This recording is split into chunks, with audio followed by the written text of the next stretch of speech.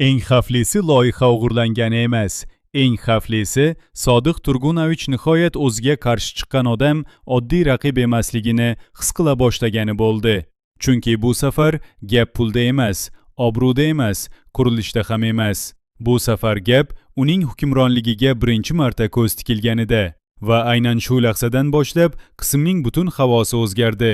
Kimdir endi undan qo'rqmayapti. Kimdir uning soyasidan chiqib, to'g'ridan to'g'ri yuziga qarab turibdi. Mana shu tuyg'u Sodiqni kasalligidan ham battar larzaga soldi. Qism boshidan biz juda muhim bir narsani ko'rdik.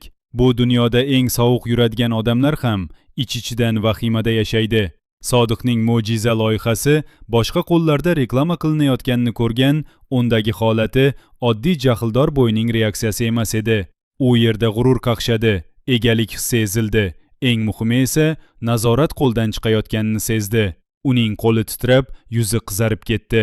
Atrofdagilarning hammasi jim bo'lib qoldi.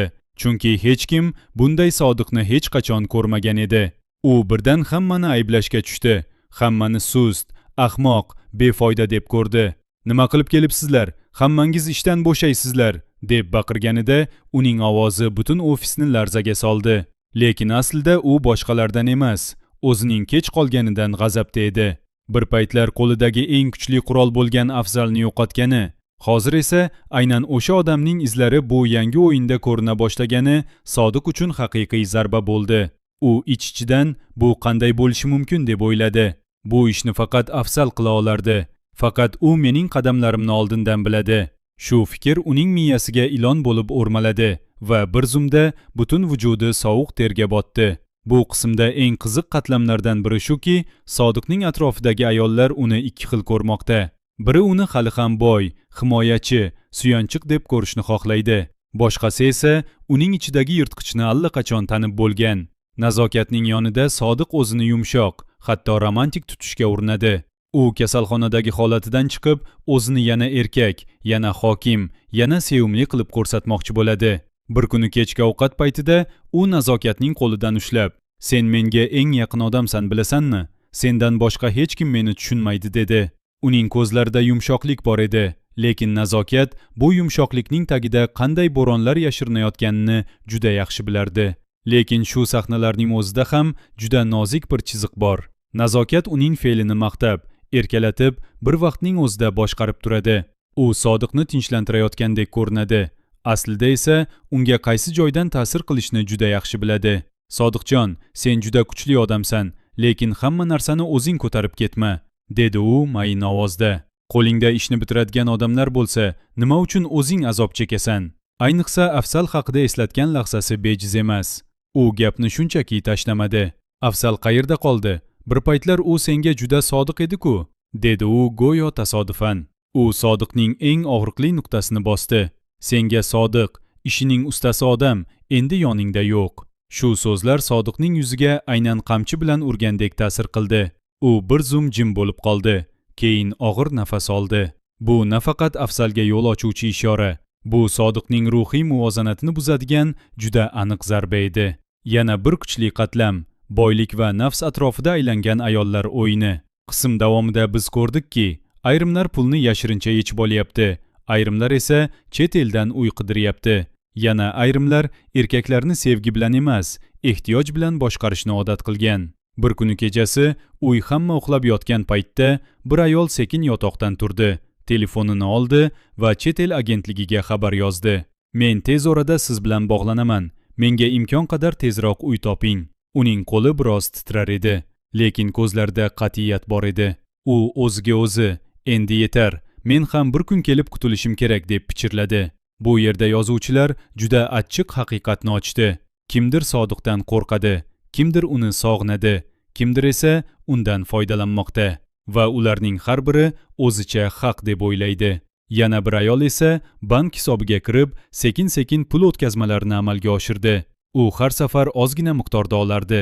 Shunda hech kim sezmaydi deb o'ylardi. Uning puli ko'p, 1-2 millionni bilmaydi ham deb o'yladi u, o'ziga tasalli berib. Ayniqsa asta-sekin hisobni bo'shatish rejasi juda katta falokatning hidi. Chunki bu oddiy o'g'irlik emas. Bu u bilmaydi, sezmaydi, hali vaqt bor degan aldanish. Serial bunday aldanishlarni hech qachon kechirmagan. Demak, bu yo'nalish ham albatta yoriladi. Bir kuni ertalab Sodiq uyg'onib hisobotni talab qilganida hamma narsa oshkor bo'lishi mumkin va o'sha paytda hech kim kechirasiz deya olmaydi. Qismdagi eng kuchli ramzlardan biri esa sichqon va banka haqidagi gap bo'ldi. Bir ayol boshqasiga nasihat qilayotgan edi. Sichqonni bankaga solib qo'ysang, u avvaliga qochishga urinadi, keyin ko'p urinib charchaydi, keyin o'sha bank o'g'irlangani emas. Eng xavflisi, Sodiq Turgunovich nihoyat o'ziga qarshi chiqqan odam oddiy raqib emasligini his qila boshlagani bo'ldi. Chunki bu safar gap pulda emas, obro'da emas, qurilishda ham emas. Bu safar gap uning hukmronligiga birinchi marta ko'z tikilganida va aynan shu lahzadan boshlab qismning butun havosi o'zgardi.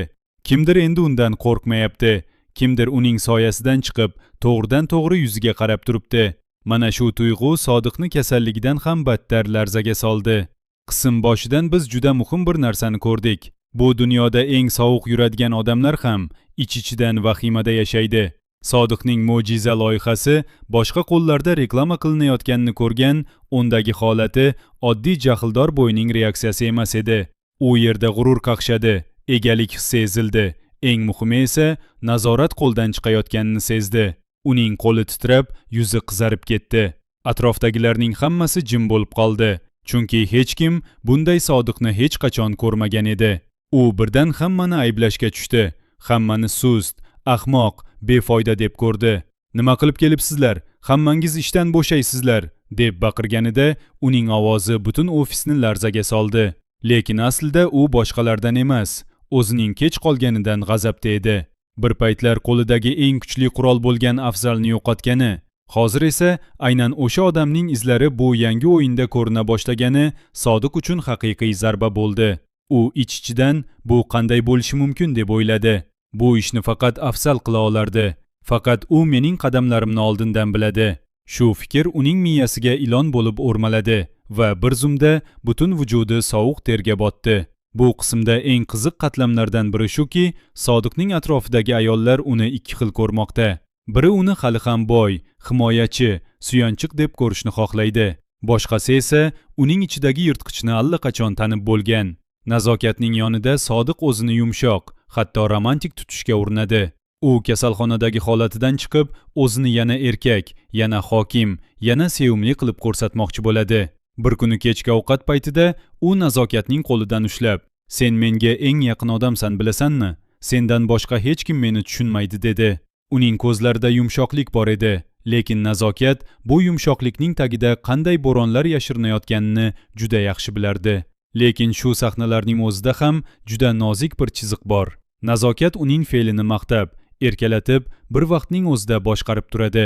U Sodiqni tinchlantirayotgandek ko'rinadi. Aslida esa unga qaysi joydan ta'sir qilishni juda yaxshi biladi. "Sodiqjon, sen juda kuchli odamsan, lekin hamma narsani o'zing ko'tarib ketma", dedi u mayin ovozda. "Qo'lingda ishni bitiradigan odamlar bo'lsa, nima uchun o'zing azob chekasan?" Ayniqsa Afzal haqida eslatgan lahzasi bejiz emas. U gapni shunchaki tashlamadi. "Afzal qayerda qoldi? Bir paytlar u senga juda sodiq edi-ku", dedi u go'yo tasodifan. U Sodiqning eng og'riqli nuqtasini bosdi. "Senga sodiq, ishining ustasi odam endi yoningda yo'q." Shu so'zlar Sodiqning yuziga aynan qamchi bilan urgandek ta'sir qildi. U bir zum jim bo'lib qoldi. Keyin og'ir nafas oldi. Bu nafaqat Afzalga yo'l ochuvchi ishora, bu Sodiqning ruhiy muvozanatini buzadigan juda aniq zarba edi. Yana bir kuchli qatlam, boylik va nafs atrofida aylangan ayollar o'yini.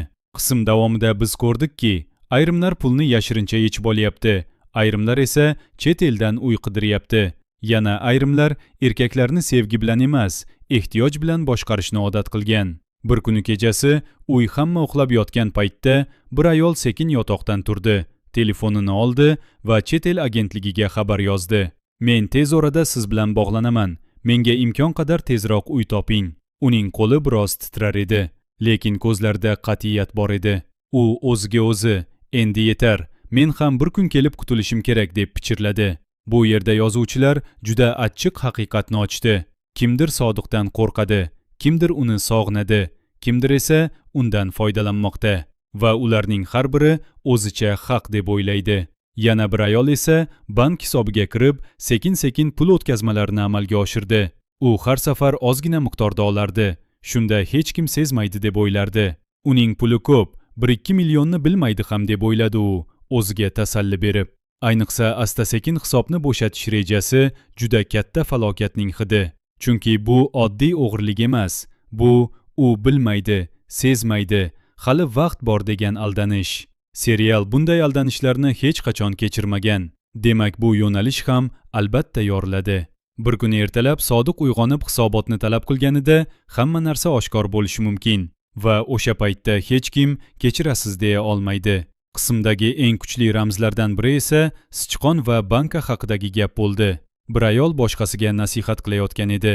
Sichqonni bankaga solib qo'ysang, u avvaliga qochishga urinadi, keyin ko'p urinib charchaydi, keyin o'sha bank